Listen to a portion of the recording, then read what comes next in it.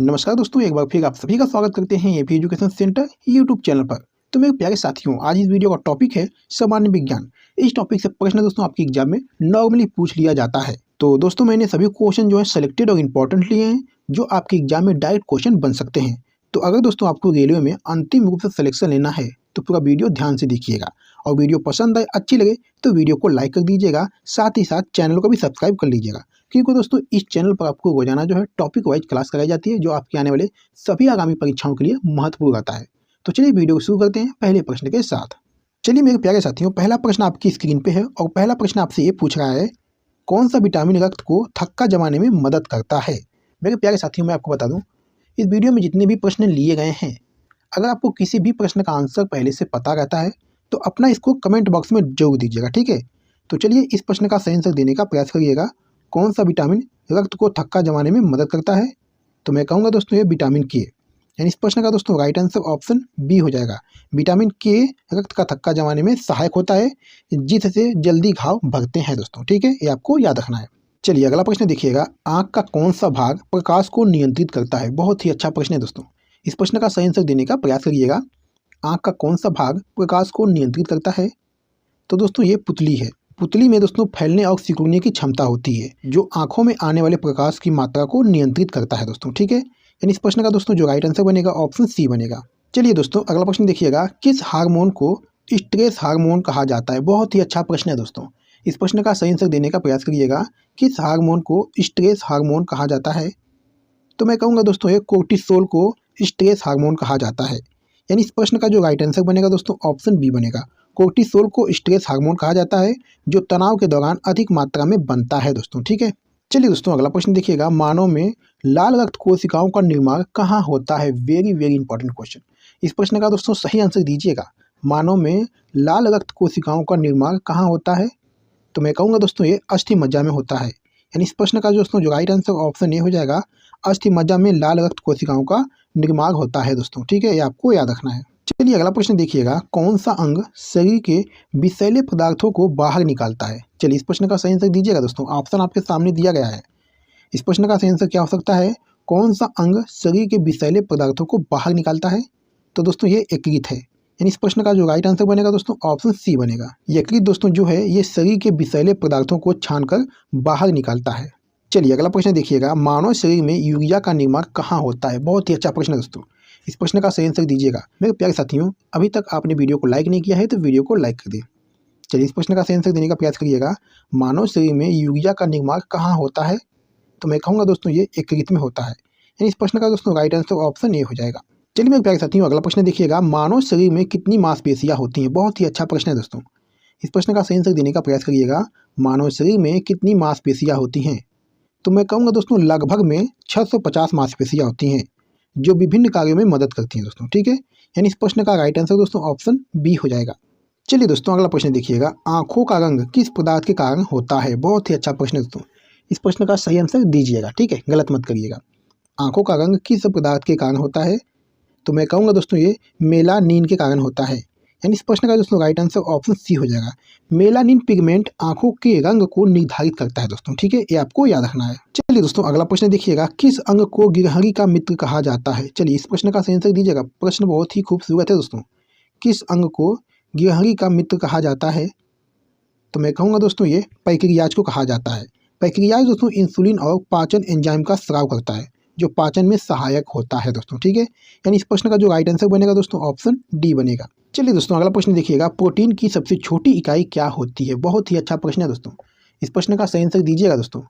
ये सभी प्रश्न दोस्तों आपके रेलवे एग्जाम के लिए बहुत ही फायदेमंद रहने वाला है, ठीक है।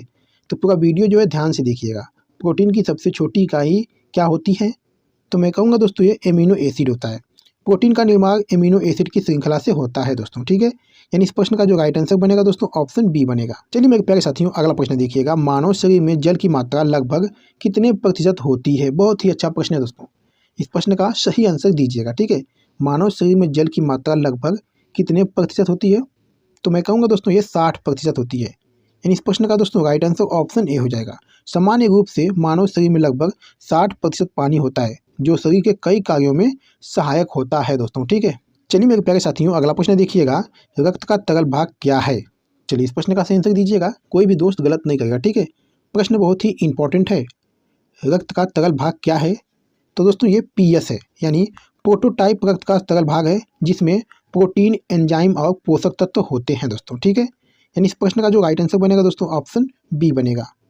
चलिए दोस्तों अगला प्रश्न देखिएगा, स्कर्वी रोग किस विटामिन की कमी से होता है? Very very important question.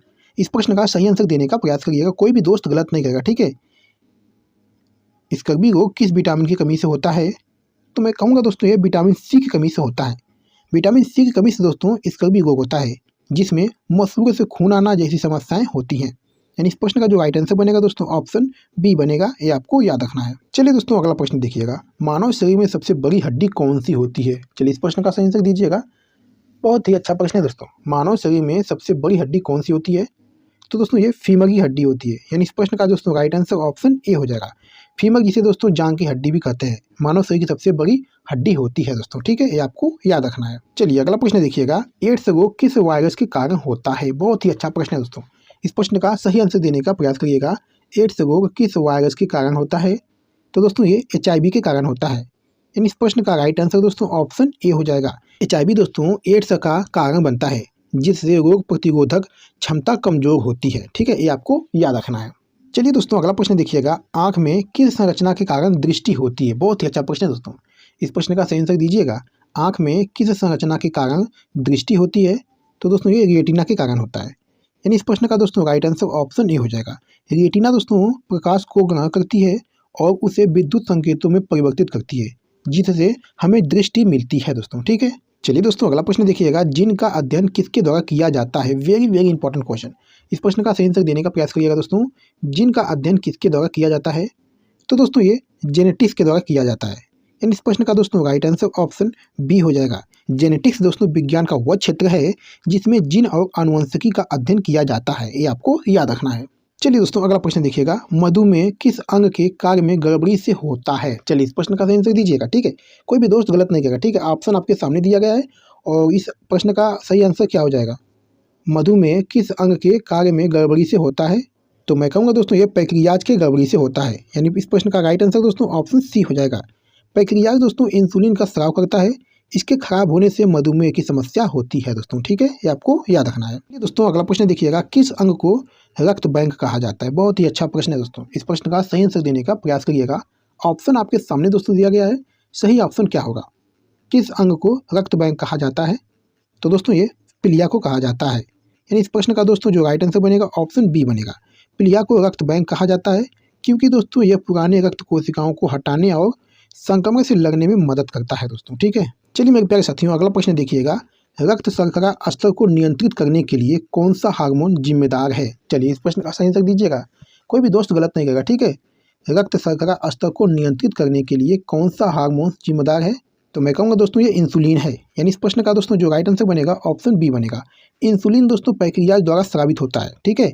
Insulin दोस्तों पैंक्रियाज द्वारा स्रावित होता है और यह रक्त शर्करा के स्तर को नियंत्रित करता है दोस्तों, ठीक है। ये आपको याद रखना है। चलिए दोस्तों अगला प्रश्न देखिएगा, मानव शरीर का सामान्य तापमान कितना होता है? चलिए इस प्रश्न का सही आंसर दिएगा, बहुत ही अच्छा प्रश्न है दोस्तों। मानव शरीर का सामान्य तापमान कितना होता है? तो मैं कहूँगा दोस्तों ये 37 डिग्री सेल्सियस होता है। दोस्तों सामान्य स्थिति में मानव शरीर का औसत तापमान जो है ये 37 डिग्री सेल्सियस या 98.6 डिग्री फ़ारेनहाइट होता है, ठीक है। यानी इस प्रश्न का जो राइट आंसर बनेगा दोस्तों ऑप्शन बी बनेगा, ये आपको याद रखना है। मानव शरीर का सामान्य तापमान दोस्तों 37 डिग्री सेल्सियस होता है। चलिए दोस्तों अगला प्रश्न देखिएगा, हीमोग्लोबिन किस धातु का बना होता है? बहुत ही अच्छा प्रश्न है दोस्तों, इस प्रश्न का सही आंसर देने का प्रयास करिएगा। हीमोग्लोबिन किस धातु का बना होता है? तो मैं कहूँगा दोस्तों ये लौह धातु का बना होता है। यानी इस प्रश्न का जो राइट आंसर बनेगा दोस्तों ऑप्शन सी बनेगा। हीमोग्लोबिन में दोस्तों लौह यानी आयरन होता है जो ऑक्सीजन के परिवहन में मदद करता है दोस्तों, ठीक है। ये आपको याद रखना है, हीमोग्लोबिन में लौह यानी आयरन होता है जो ऑक्सीजन के परिवहन में मदद करता है दोस्तों, ठीक है। चलिए दोस्तों अगला प्रश्न देखिएगा, पत्तियों को हरा रंग किसके कारण होता है? चलिए इस प्रश्न का सही आंसर दीजिएगा दोस्तों, पत्तियों का हरा रंग किसके कारण होता है? तो दोस्तों ये क्लोरोफिल के कारण होता है। यानी इस प्रश्न का जो राइट आंसर बनेगा दोस्तों ऑप्शन ए बनेगा। क्लोरोफिल दोस्तों जो है ये प्रकाश संश्लेषण के लिए जरूरी होता है और यह पत्तियों को हरा रंग प्रदान करता है दोस्तों, ठीक है। ये आपको याद रखना है।